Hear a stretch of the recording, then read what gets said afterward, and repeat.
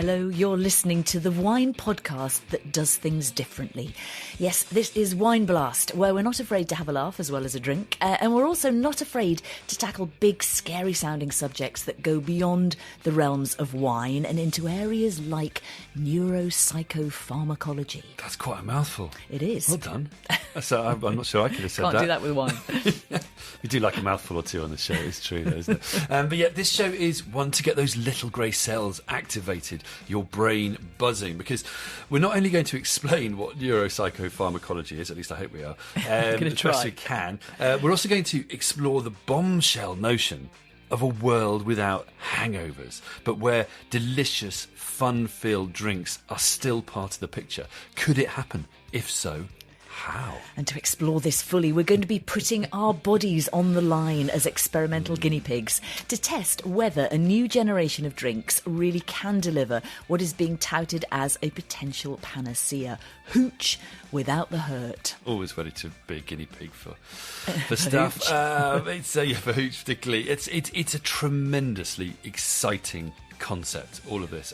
One that's only just starting to emerge into the wider public consciousness. But does it work? Will it work? Can this be a new reality? And what might the implications for wine be in all of this? Stick with us to find out. We're also going to be hearing from the man on this subject, and this is just one of the things he has to say. Alcohol is the ultimate social drug. Alcohol is a wonderful, wonderful tool for allowing relaxed socialization, but it comes at a price. We can improve on alcohol. We can improve on alcohol.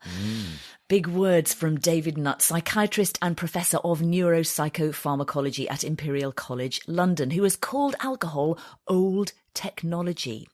Now, his field of study is the effects of drugs on the brain. Which He's is one what, of the... Sorry to interrupt, that's what neuropsychopharmacology means as far as we're aware. As far as we're aware. It's as much as we can manage. Our brains can take in.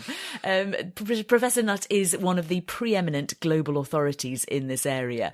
But what he's also doing is trying to develop a new kind of drink, one that mimics the buzz of alcohol, but without the nasty side effects. So what we're going to do in this episode is pick David's eminent brain about this fascinating topic, which may well herald the dawn of an entirely new era in drinks, a brave new booze world, if you will. We'll be trying some of his Sentia drinks, as well as other so-called functional drinks, of course from the perspective of wine lovers, putting our discerning taste buds into action. But where we wanted to start was with the humble hangover, didn't we? Indeed, because I reckon pretty much every listener of this podcast will have, shall we say, a working acquaintance with hangovers. They are the curse of the enthusiastic drinker. Yep. Depending on how much you drink, they can range from relatively innocuous to utterly debilitating. According to estimates, get this, hangovers cost the UK economy between 6 and 20 billion pounds in lost productivity in a year. And the US economy, something like $250 billion. That's mind-boggling. Do love a good stat. Thank you. Generally Stats speaking, over. though, we do tend to accept that hangovers are sort of the inevitable result of overindulgence in a drink we find enjoyable. Not drinking is the first place, of course, to find the best remedy. There's also a growing range of non-alcoholic drinks out there to help you do just that. And we've done a couple of episodes on this subject, haven't we? Absolutely. Dry drinking back in Jan 2021. Jan 21, quite a while ago now. But, what if you hanker after the fun and the buzz, as well as the unique tastes that alcoholic drinks can give? So one option is to find a hangover hack, a remedy or cure, if you will.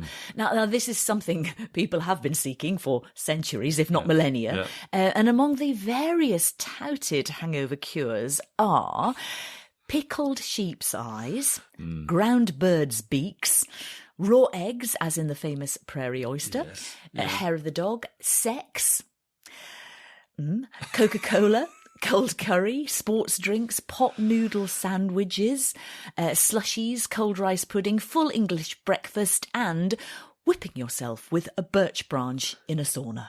Whipping yourself with a birch branch? Whipping. In a sauna. I think that must be in Austria, I reckon. I don't really know how to follow all of that. It's bet you completely don't. fried my brain. So I'm just gonna carry on. I'm just gonna say, that this is a subject that's interested us, hasn't it? Yes, The hangover yeah. hangover hacks. Yeah. Over the years, Over of the course, years, yeah. given our day job, can involve just a bit of wine.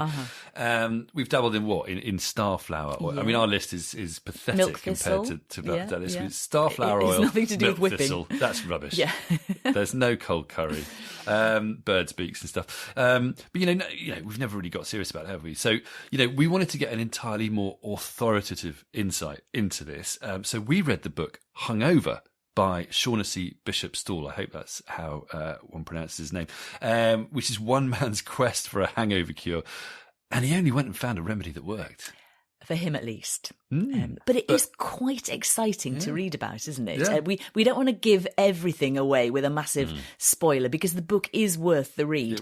But is, yeah. essentially, he has, as a cocktail of pills, or supplements, I guess they are, they're all legal, all widely available, and they include things like vitamin B complex, magnesium, milk thistle, boswellia, and then the really key one, which is NAC, or N-acetylcysteine. I think you pronounce it. Now, he takes these after drinking, but before sleep.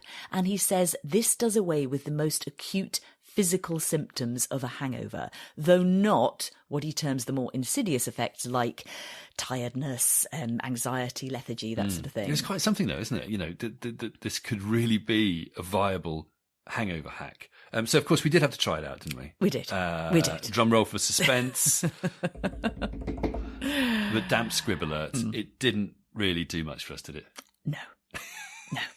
But then I don't think, to be fair, we were drinking to the levels where it might have made a noticeable difference anyway. Yeah. It was a couple of fair enough. moderately big nights, but we're boringly sensible these days. I mean, you tried it on Most a days. curry night, but just felt a bit oddly nauseous in the night, didn't you? Yeah, it could have been the bargees, to be honest. But, Most likely. either way, it wasn't good in the middle of the night. And then we both tried it after a night with friends, and it was a lot of pills to swallow. So again, a bit odd. Yeah, I mean, good to have the water, though, because we got so many pills to get Water down. was You good. were taking a lot of water. Water was good. And maybe that's the point. You just drink more water because of the pills. But to be fair, we still felt a bit jaded the next day, not massively dissimilar to a normal morning after. No. So we'll do some more testing on that front, and we'll report back if there's anything new or sensational to report.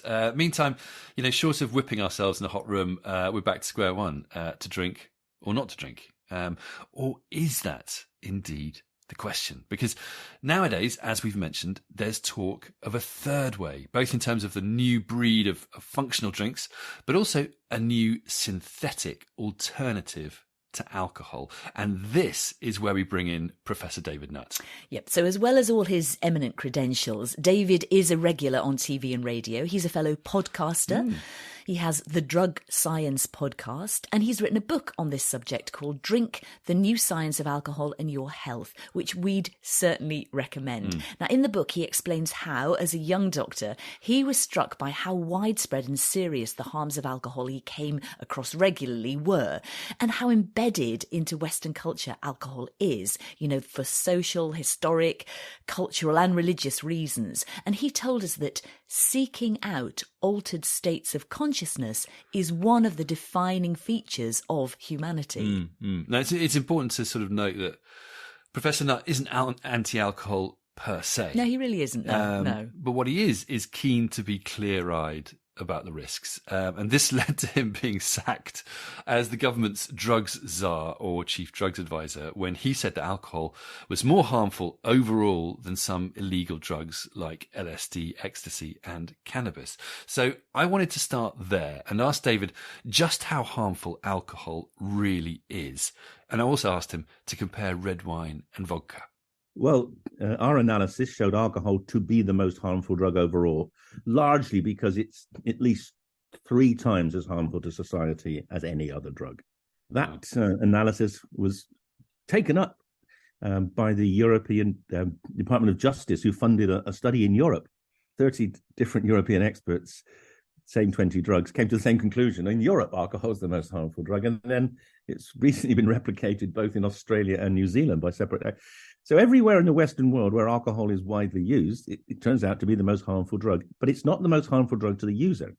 If you're going to use a drug, then what drug that's going to cause you most harm is almost certainly drugs like fentanyl or heroin or crack cocaine or crystal meth. But alcohol is relatively harmful. It's a sort of second-rank harm to the user, but it's the wide use of alcohol in society that causes it to be the most harmful drug overall. And I often say this, that I don't think there's almost any family in Britain that hasn't been damaged by alcohol, either through people becoming dependent and getting health problems, or someone who's under the influence having harmed someone in that family. I mean, if you could compare the risks or harms of drinking alcohol with another not risk-free but fun activity, what might that be? Horse riding. I say that with the tongue in the cheek, because my first big battle with the government was with Jackie Smith, who was determined that ecstasy should be kept as a Class A drug. And I argued that ecstasy was actually somewhat less harmful than alcohol, but also definitely less harmful than horse riding, particularly if you go jumping. So there are many things that people do which are not controlled that are more harmful than many of the drugs that are controlled.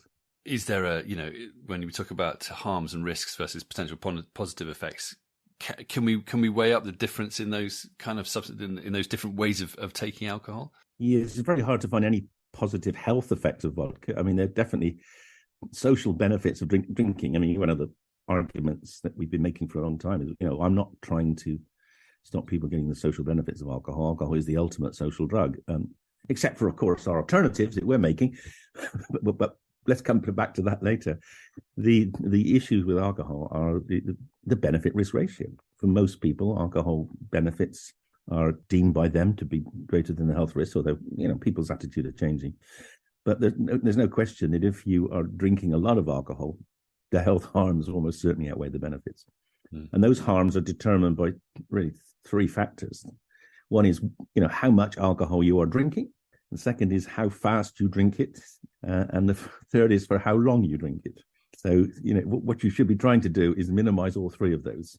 But then if we get back to your question, is drinking red wine better than drinking vodka? It is very likely to be better. These red wines are one of the very few forms of alcohol which you can make a case that there could be health benefits. It's hard to prove, but there's certainly substances, antioxidants in red wine, which helps the French live longer than the vodka drinking Latvians. It's not easy. It's contaminated by the fact that they have very different diets as well as different alcohol intakes. But yes, so the ultimate way to take alcohol is in the most expensive red wine you can possibly afford. And if you can only afford one bottle a week, you're going to live it's going to have very little impact on your longevity. One thing's for sure, you're going to be really looking forward to that bottle every Saturday night if that's when you drink. Well, I'll make sure next time we get together, David, we'll have a bottle of that on the table between us. Just on a very brief personal tangent, you've also mentioned that alcohol is your favourite drug. Is that still true? And if so, what's your personal poison? What do you drink?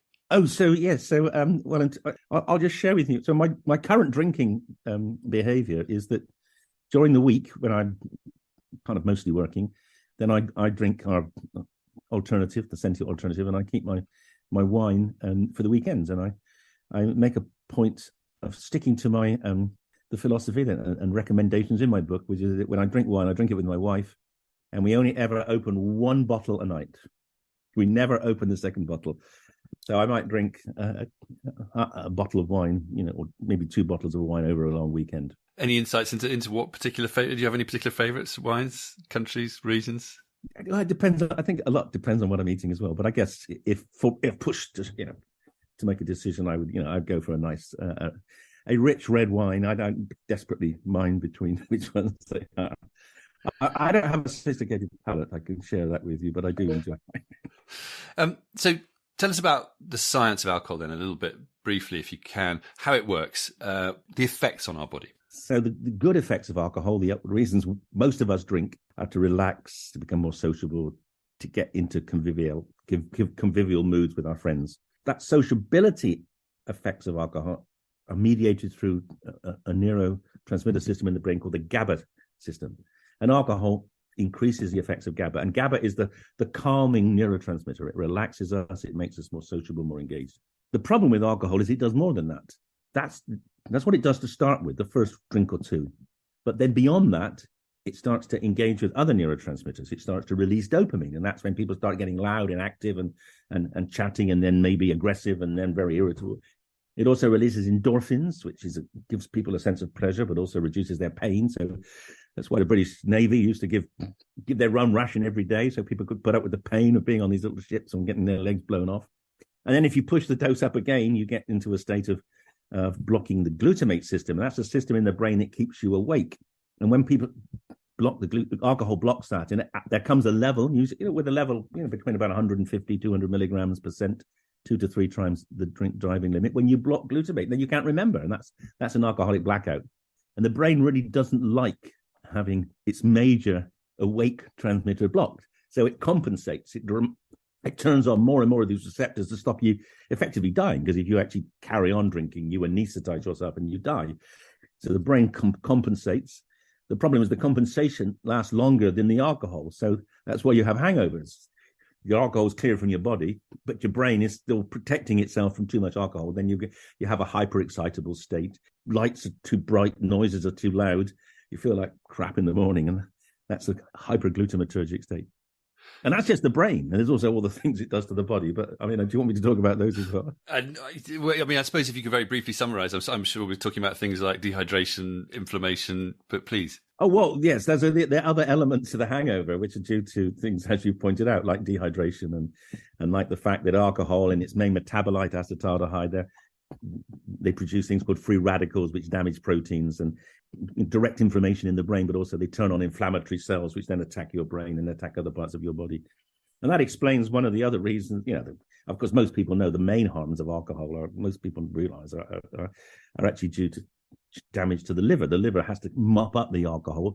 Pretty much every molecule of alcohol you drink goes through the liver, and the liver's trying to chew it up before it gets to your brain. But unfortunately, the alcohol chews up the liver as well. But it does other things. I mean, alcohol produces increased high blood pressure. Probably the first thing anyone should do if they get a diagnosis of high blood pressure is to reduce their drinking, because it's quite likely that that's contributing to it. And there's almost no organ system in the body that heavy alcohol consumption doesn't damage, even the skin. So is there a way to minimize hangovers, therefore, or avoid them other than not drinking? Oh, the best way to minimize a hangover is to make sure that you drink the most expensive drink you can possibly afford, and therefore you drink less of it, and stick to the one bottle if you can. Stick to the sort of one bottle between two people a night.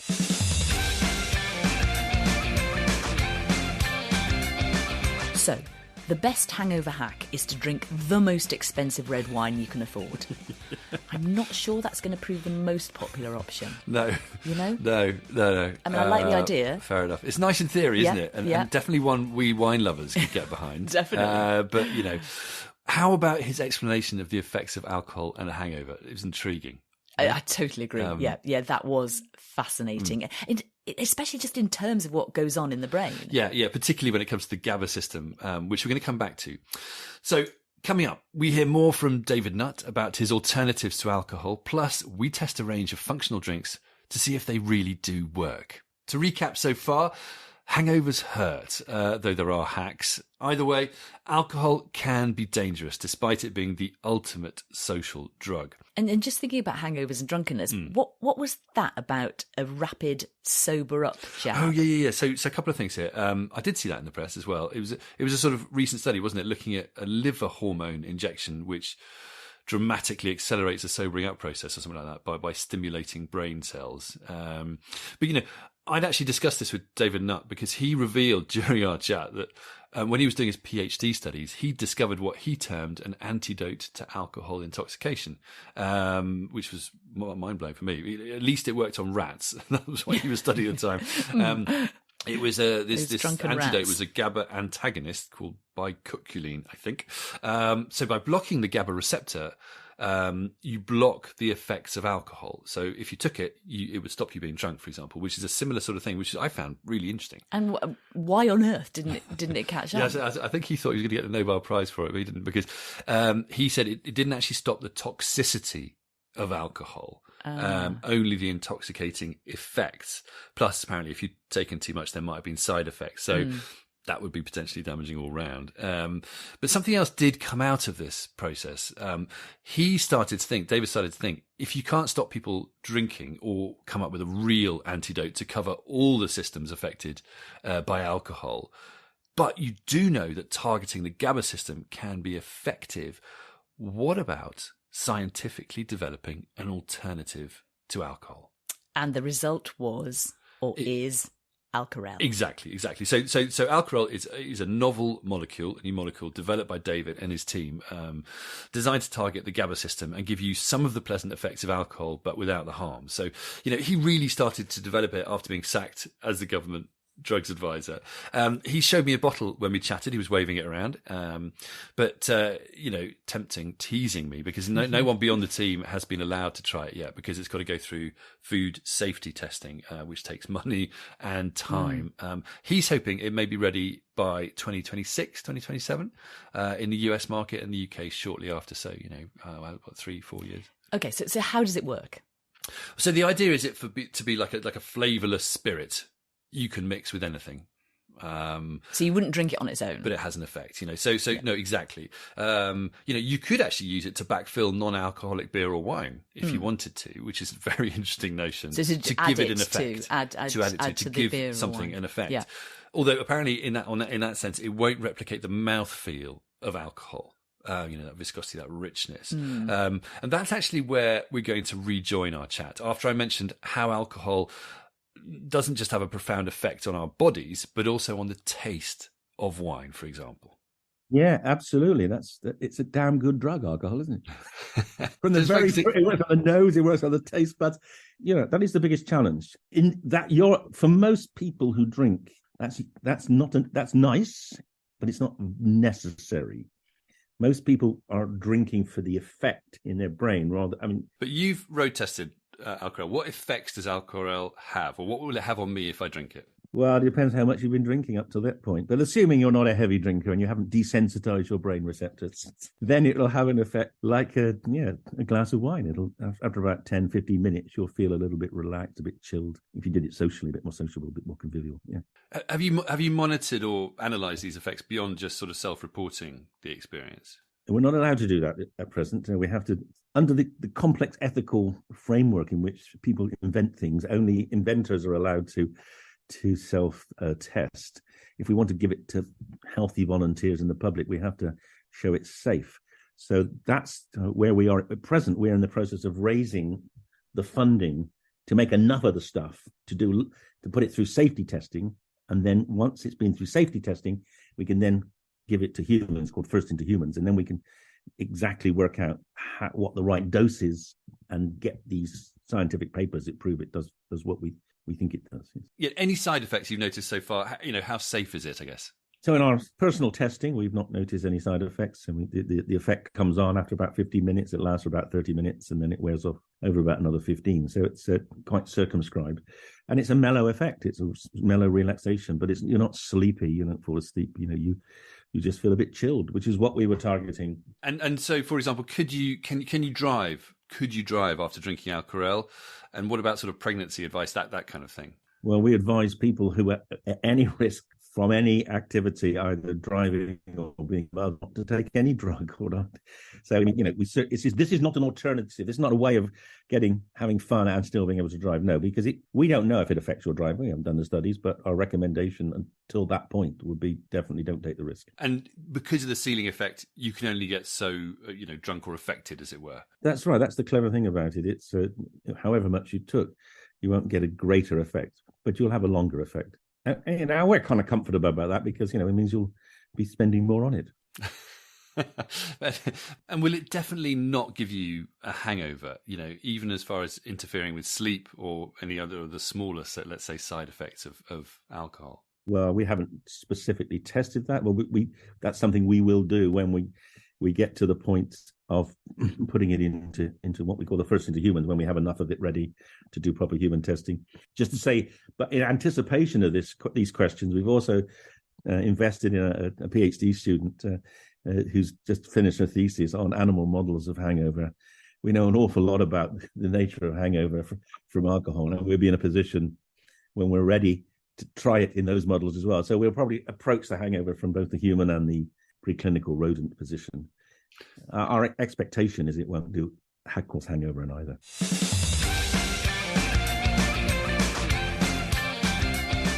Okay, so it's still early stages, but the idea is it will give you positive effects without the hangover. One thing I did pick up on, though, was when he said it would have effects, and I quote, assuming you're not a heavy drinker and you haven't desensitized your brain receptors. Which I think I may have done. Do you think I might have? A feeling we're all familiar with. Maybe that's why I got remembered. A really interesting point, wasn't it? It also says in the Sentia literature that regular alcohol drinkers may have a high tolerance to GABA release, which will moderate the Sentia experience. And that's quoting, I did mention that to David. And it advises you to stop drinking alcohol for 2 to 3 weeks to reset your tolerance. I did quiz him more about that, and he said it would only be for heavy drinkers, i.e. those drinking more than 30 to 40 units a week. But anyway, hold that thought. We're going to come back to this point because it is a really, really relevant one. Yeah. I agree. Okay. Now, we didn't have time to include it all here, but I know you did push David a bit on testing the effects of Alcarelle. Yes. So the invention team have tested it and found it has an enjoyable effect. Apparently it's fast acting, but also fast to disperse and with a ceiling effect. So if you drink lots, you won't get drunker or you won't get more silly or more affected. It will just last longer. But he did concede that the effects can be subjective. What he added was that they're doing EEG or brain activity tests for Sentia, which we're coming on to, at Exeter University to see if they can show changes in brainwaves or in terms of boosting the GABA system in the frontal part of the brain. So okay. So just you've mentioned Sentia there. Is this a good moment to bring David back in? Yeah, absolutely. Okay, so while he's waiting to bring Alcarelle to the market, David and his team developed the functional drinks brand Sentia. The first one to come out was Sentia Red, which is what David refers to in our interview. I asked him to tell us more about Sentia. So Sentia is a botanical spirit. It's the first GABA spirit. So it's a collection of herbs, several of which are selected because we know that they produce effects in the brain, which are what we want, like relaxation, tranquility, but they do it through GABA. They're all herbs which have been in the food chain or accepted as safe foods for, well, many of them have been used for centuries, but they're all essentially legitimate foodstuff. So they will pass what would be considered as the food safety standards, and the blend is quite a sophisticated blend, because in addition to the herbs which do the business in the brain of tickling up the GABA system, we've also got herbs which facilitate the uptake of those compounds into the body and into the brain.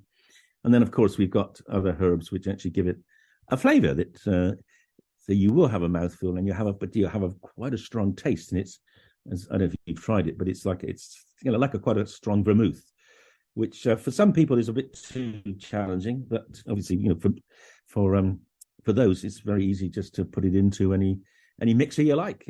I use tonic when others use Pepsi or Coke or orange juice or apple juice or whatever. Now, you talk about the effects. I would like to ask you about the effects of Sentia. You talk about sort of lightness, relaxation, sociability.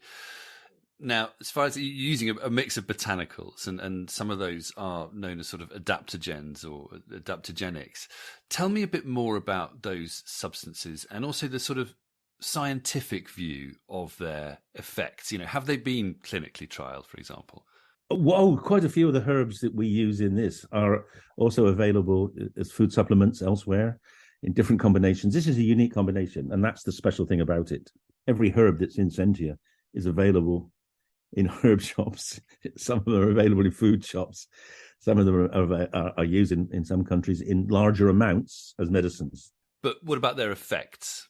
Well, their effects are what we wanted them to be. That's 4 years of invention in here. We've been modifying these combinations till we get the effect. So the first couple of years was about finding the right combination to get the effect. And the effect is like a glass of wine. A small glass of wine varies, of course, with individuals, but in the same way as the impact of Alcarelle will vary if you've got a lot of tolerance to alcohol. The effect of Sentia can vary, but most people say it gives them a light, buzzy, relaxed feeling, and similar to alcohol. Not exactly the same, obviously. Alcohol has more effect often on people. Flush a little bit. We don't get that particular experience of alcohol, which of course isn't due to alcohol itself. It's due to acetaldehyde.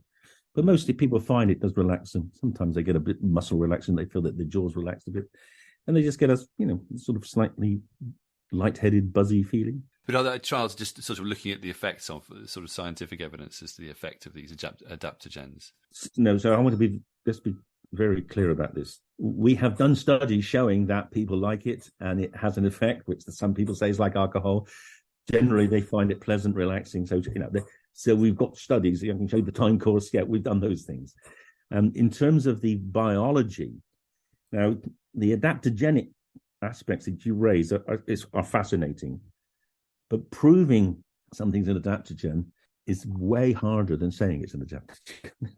In fact, if you know of any good experiments that we could do to show it's an adaptogen, then do share with me, because in principle, yes, most of the ingredients in this are antioxidants, absolutely. But proving that we reduce oxidative stress in the body, that's close to impossible, even for medicines which soak up free radicals.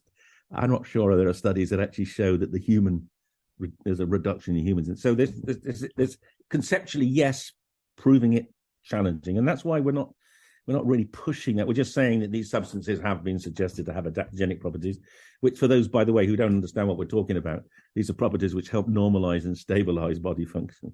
Thank you. And how do you feel about the wider field of functional drinks, which seems to be growing really quite fast at the moment?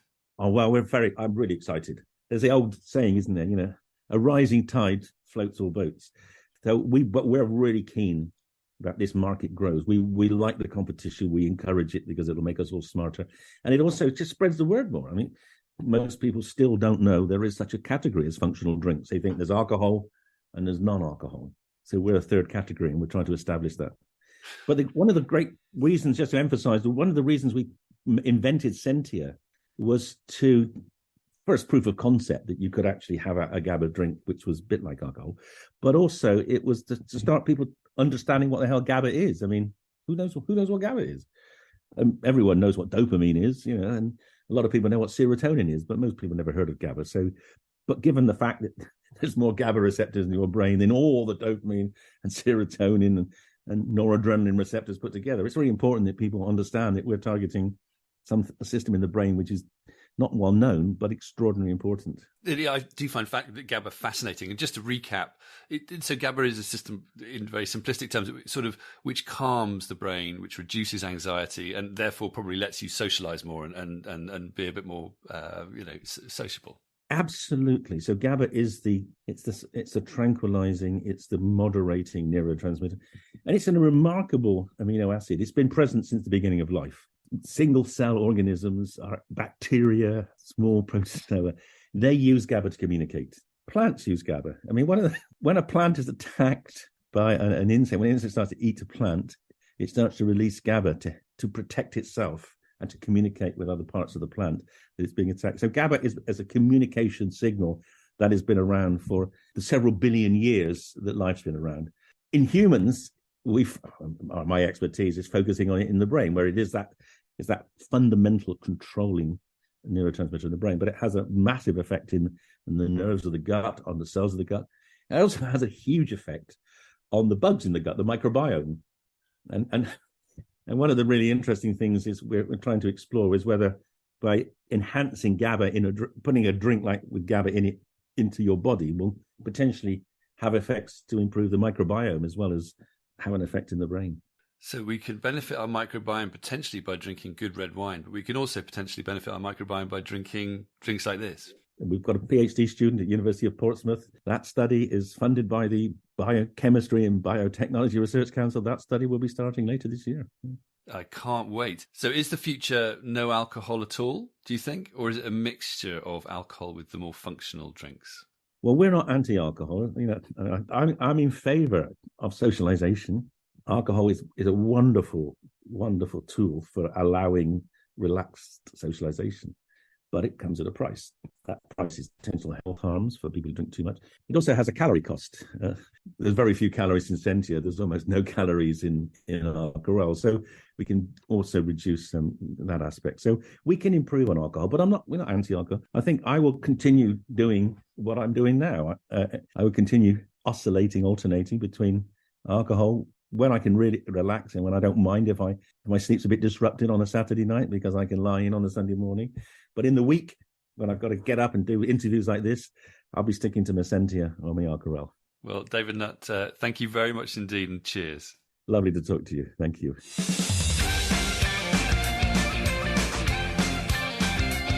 So it's all about balance, mixing it up as we've long maintained. And talking of mixing things up, we have a whole load of drinks in front of us. All the colours of the rainbow, very different in appearance from our normal glasses of wine. Yeah, so we enter endgame, the acid test. Do these functional drinks actually function? And when we're talking about functional drinks, we're talking about they have an effect, they have a buzz. Are they nice to drink? We've got them here. Obviously, we don't have Alcarelle here. That might be illegal or unethical. I don't know what, all these things, all the above. But what we do have to nick it, wouldn't you? It's a lineup that includes some of the key players here. Yeah, absolutely. So we've got Sentia Red here, which David referred to in the interview. If you try it neat, it's very deeply coloured, deep dark red. It's very aromatic. Slightly reminds me of being in an expensive spa. And as with pretty much all these functional drinks, it's definitely better mixed. So we made a Sentia Sun, and that's with pink grapefruit juice, lime juice, passion fruit puree, and pink grapefruit soda. And it was the Double Dutch brand of pink grapefruit soda. Now, this was one of my favourites. It looks cool. It's got a really intense red colour. It's got a kind of a tropical feel. It's tangy, but also quite rich, and probably the most complex flavour-wise of all of these mixed drinks. It packs a punch, doesn't it? Both solo form and in the mixer. Yeah. Sentia Red. We also got an exclusive taste of the brand new Sentia Black, which has just come out. There's also another Sentia coming too, but we're not supposed to mention that yet, so we're not allowed to. So anyway, the red is supposed to be for sort of chilled occasions. Black is intended to help create a sort of more lively feel. I'm getting lively already. In taste terms, this translates as a whole load of spicy heat packed in there, together with a sort of molasses character. But, we've mixed this with a bit of my homemade kombucha, which has got a bit of ginger and pink grapefruit in there. Had to give that a plug, didn't you? Had to give it a plug. And then ginger beer. It's kind of it's like a whiskey lover's drink, isn't it, really? It's dark and it's spicy. I like this one, you weren't so keen, were you? Not really, no. But it is nice to have some of these drinks that are designed to pep you up and get you into the party spirit rather than just chill you out, which is what a lot of them seem to do. Yeah, absolutely. I totally agree. It's all about getting the party started. That's what we really want, isn't it? Yeah. So what I did like, possibly, I think my favourite of these was a drink called Eddie Spirited. Now, this is a functional spirit developed by two guys involved in the Formula E racing car world. It contains cannabidiol or CBD, nootropics and adaptogens, which they say are designed to make you both more relaxed and more alert. Don't know quite how that works. Apparently, each bottle has 420 milligrams of hydrosoluble CBD isolate, whatever that means. And the effects can be cumulative. So the more you drink, the more effect it has over time. Over time, as in a long period of time, not just long period of time. Yeah, you sort of get used to it. But we made that one we've made it with Mediterranean tonic, haven't we? And some ice and lemon and rosemary. It looks very cute. By the way, we will put all the recipes for these drinks in our show notes and the website if you want to recreate them. But just going back to the Eddie, so this for me was a bit like a sort of a cloudy G&T. It's lemony and woody with a nice touch of bitterness. It's not sweet, which is good because quite a lot of them are. You get some nice richness in sort of the mid palate, but then a dry finish. It's very easy to make. It looks quite striking, as I've said, cloudy. It's sort of this milky white colour, and if you stick the green rosemary and a bit of lemon zest, it looks pretty nice. And I liked it. I liked it a lot. Looks like something you could be drinking on a spaceship in the Alien films. Something like that. Anyway. I was thinking a beach in the Caribbean. That's the difference between you and me. And then finally, we used the 3 Spirit Livener to make a Livener Bellini. So by itself, Livener is red, sort of cloudy, tastes I don't know, berries, sort of sweet woody spice, doesn't it? It's a tiny bit medicinal. Now the bottle promises a lively, euphoric feeling. Who wouldn't want that? You know. Absolutely. So to make the Bellini, we used passion fruit puree. Again, we just because we couldn't get peach fruit, Peach puree, we had yeah. passion fruit puree, and then topped it up with the Blurred Vines Spark, which is a kind of rosé sparkling wine substitute made with tea, fruit juice, and botanicals. That's made by the same company. It also contains adaptogens in there. Now, this was tangy, sort of gently fizzy, had a bittersweet twang on the finish. I think. I'm just going to try it again. Touch of spice too on the finish. And that often works really nice, that touch of spice, because it also replicates the heat of alcohol. Yeah. It's fairly sweet, I think. Probably a bit too sweet for me, I maybe think. couldn't drink too much. But again, something a little bit different. And we've, this range of drinks was actually really lovely. There was, there was quite a range, as you say. But we have to come on to the $64 million question. What actual effect did these drinks have? For me... Oh, hang on, let's do it. Drum roll. They had no noticeable effect whatsoever, I'm afraid. Sorry.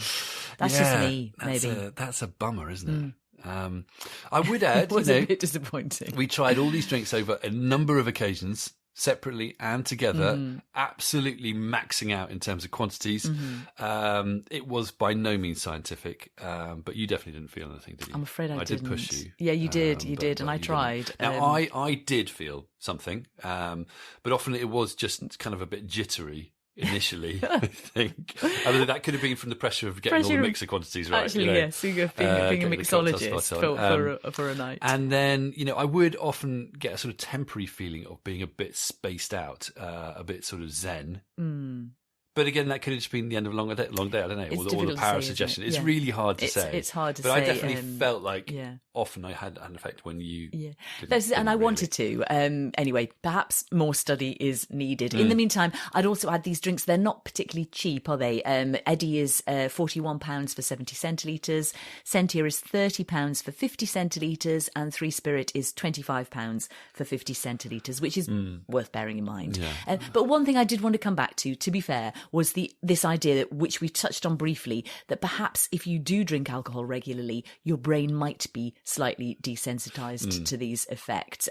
We don't drink at the levels David was saying, but nevertheless, it could be making these drinks slightly less effective for us. All that wine clogging up the system.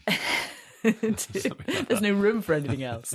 But do you know what? To be really honest, I doubt we'll be taking 2 to 3 weeks off the booze to see if it does make a difference. No, sorry. Sadly, we're not. I don't think so. But it's also worth adding that these drinks may well work for you. Absolutely. So they're worth trying, worth checking out. If you do, make sure you use our cocktail recipes. They are ace.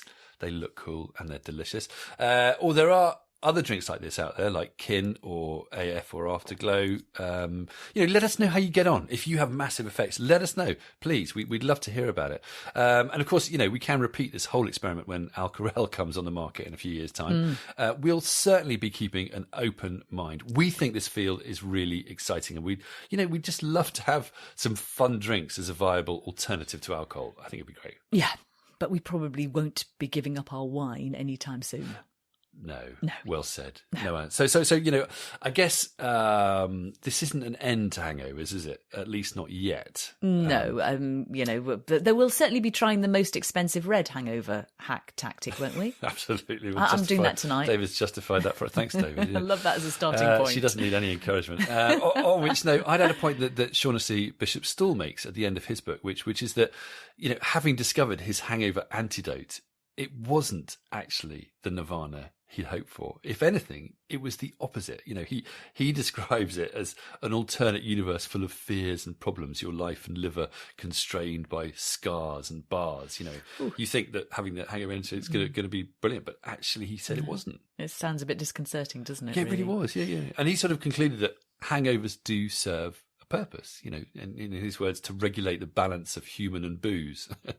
And that hangovers, kind of force us out of our daily routines in a sort of bizarre form of mindfulness, if you like. He meets an older lady at the end of the book who says she loves hangovers because it gives the mind a sort of a brief vacation. It's what you have to deal with, and for now, there's nothing else. Interesting. So rather than no more hangovers, it's maybe a different way of seeing hangovers, or maybe a bit of both. But for now, we must say thank you and goodbye. So thanks to Professor David Nutt, and also to you for listening. Until next time, cheers.